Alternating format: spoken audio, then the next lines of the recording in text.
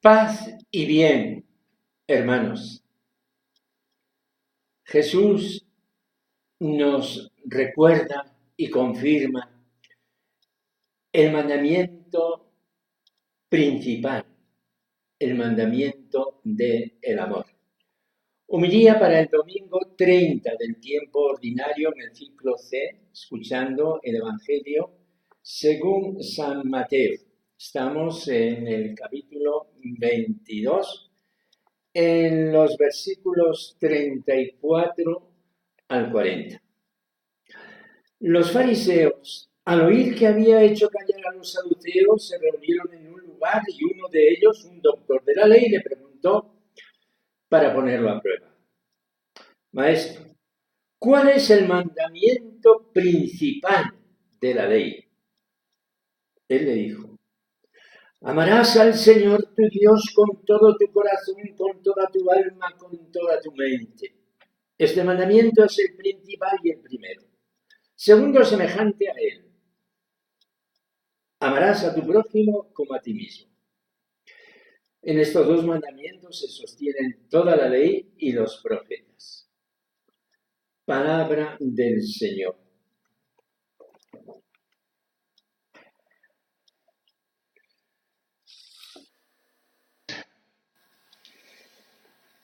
Nos encontramos ante un pasaje del Evangelio que literalmente nos deja arrebatados. De toda la Biblia Santa, que está llena de palabras de Dios, ¿cuál es el principal mandamiento? Nuestros hermanos hebreos, por el inmenso amor a las palabras sagradas que de parte de Dios les habían sido transmitidas por Moisés, por los profetas, habían repasado una a una todas las palabras de las Santas Escrituras. Se habían contado y creo que llegó un momento en que sabían cuál es la palabra que corresponde a la mitad de la Biblia. Los rollos de las Sagradas Escrituras se aman y se acarician. Cuando el uso los hace viejos y ya resultan inservibles, no se los puede tirar a la basura, como se arroja un vestido que ya no sirve. En las sinagogas había sus depósitos para que respetuosamente fueran a parar los libros sagrados que ya no servían. Eso era la Genizá, donde se guardan los libros sagrados que no se usan y a su tiempo se los quema y se entierra. Los cristianos hemos heredado usos semejantes que responden, por otra parte, al sentir universal de los pueblos. Cuando el sacerdote o el diácono proclama el Evangelio, al final besa el libro sagrado, lo besa. Y el sacerdote, el obispo, con el evangeliario, bendice a la asamblea y al evangeliario se le inciensa. Ninguno de estos ritos se hace con el misal que está sobre el altar.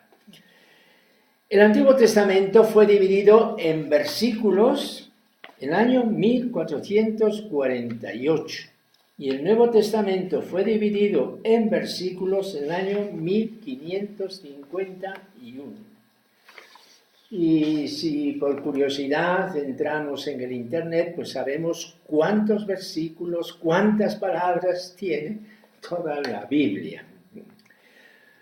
Los judíos llegaron a contabilizar todos los preceptos que se encuentran en la Sagrada Escritura, lo que ellos llaman los mitzvot,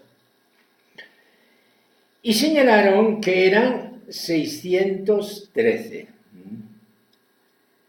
Entre tantos y tantos mandamientos, ¿cuál es el principal?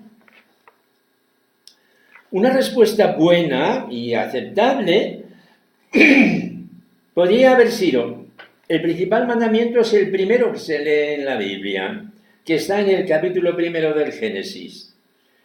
En cierta ocasión Jesús dijo a los judíos: ¿no habéis leído lo que el Creador en el principio creó hombre y mujer y dijo: por eso dejará el hombre a su padre y a su madre y se unirá a su mujer y serán los dos una sola carne? De modo que ya no son dos sino una sola carne. El matrimonio es el primer mandamiento de Dios. Y esto, el texto que es del capítulo 2 del Génesis, está anticipado en el capítulo 1, cuando en el relato de la creación se dice: Dios los bendijo y les dijo: sed fecundos, multiplicaos, llenad la tierra y sometedla, dominad los peces del mar, las aves del cielo y todos los animales que se mueven sobre la tierra. Los judíos interpretan que esto no es una consigna, un designio, sino un mandato concreto del Señor. Este podría ser perfectamente el primer mandamiento, el contraer matrimonio para continuar en el mundo la vida misma que viene de Dios y que es sagrada. O lo mismo, un judío podría decir que el primer mandamiento es lo que hizo Dios al final de la creación. Dios sabatizó, descansó de todas las obras que había hecho.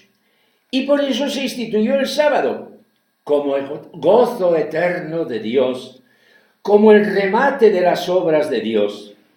Dice la Biblia, capítulo 2, Génesis: y habiendo concluido el día séptimo la obra que había hecho, descansó el día séptimo de toda la obra que había hecho. Y bendijo Dios el día séptimo y lo consagró, porque en él descansó de toda la obra que Dios había hecho cuando creó. O podría Jesús haber entrado en los 10 mandamientos de las tablas de la ley, decálogo, y tomar un mandamiento de los 10. Pero Jesús escogió una frase que no está dentro de los mandamientos, que está después de los mandamientos, que es el sentido de todos ellos, es el principio y la inspiración de todos. Una frase que los judíos recitaban todos los días por la mañana y por la tarde. Shema Yisrael. Escucha, Israel, el Señor es nuestro Dios, el Señor es uno solo. Amarás al Señor tu Dios con todo tu corazón, con toda tu alma, con todas tus fuerzas. Esto está escrito en el capítulo 6 del Deuteronomio. Este es el mandamiento de los mandamientos, el mandamiento del día y de la noche, de todo. Es tan grande que ni es mandamiento, supera los mandamientos. Se atribuye a San Agustín esta frase: ama y haz lo que quieras. Es verdad y no es verdad, porque uno puede pensar: ama y viva la vida, haz lo que te dé la gana. No. Ama con amor de dirección, con amor generoso. Ama con amor oblativo, con ese amor que se renuncia a sí mismo y da la vida por los hermanos. En una palabra, ama con el amor de Jesús. Y con ese amor, entonces, haz lo que te dicte ese amor. Dilige et quod vis fax. Ama dilectivamente y entonces lo que salga de tu corazón, hazlo. El amor verdadero nunca se equivoca. San Agustín, que es un pionero de la voluntad como órgano del amor, entiende que el amor y la razón van en perfecta sintonía y consonancia. Pensar y amar, amar y pensar trabajan en la misma sintonía. Y desde aquí reinterpretamos la unidad de lo que Jesús nos dice. Ama a Dios, ama a tu prójimo. Es una misma cosa. Por eso es toda la ley y los profetas. Hermanos, esto que estoy diciendo, lo estoy diciendo en esta semana absolutamente singular de la historia de España. Lo estoy diciendo desde México, pero lo estoy viviendo en el fondo de mi corazón con una inmensa pasión. ¿De qué se trata? De la Constitución española, de esos derechos primarios antecedentes a cualquier constitución que tienen todos los pueblos de la tierra. Pero ¿qué es un pueblo? ¿Qué es la historia de un pueblo? Que la compartimos todos. Si yo sigo hablando así, soy una voz más en el Parlamento. Y tengo derecho a pensar lo que razonablemente alcance mi pensamiento, sabiendo que quien se sienta a la mesa conmigo tiene el mismo derecho que yo a pensar exactamente lo contrario.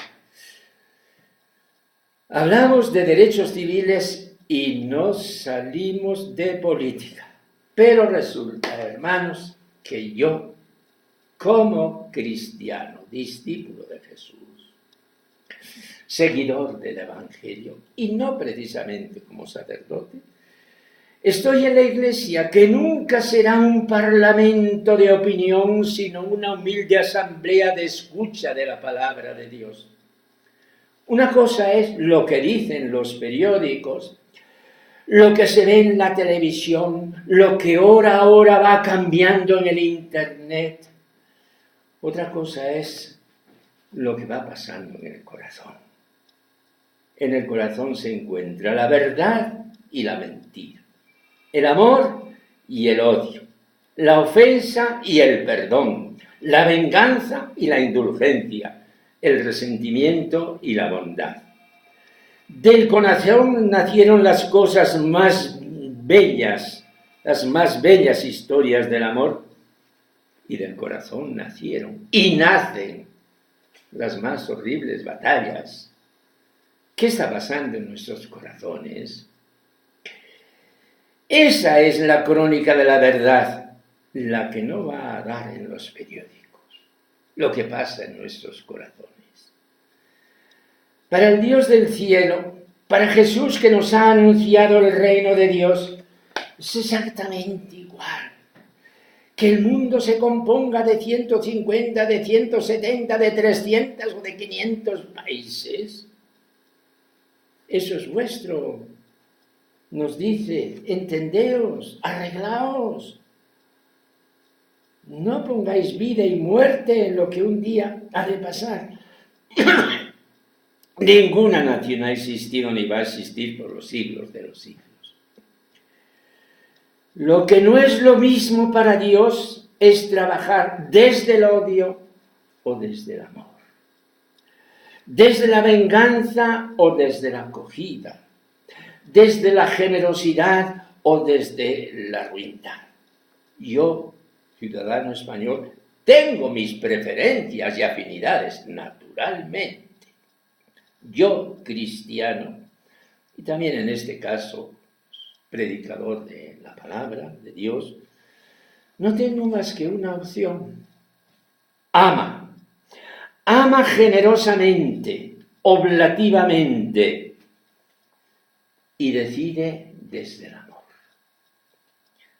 Ama. Y lo que te dicte el amor, eso. Y solamente eso. Eso. Señor Jesús, que mi vida, ahora y siempre, y en todo momento, sea un inmenso canto de amor, de ternura y de amor. Amén.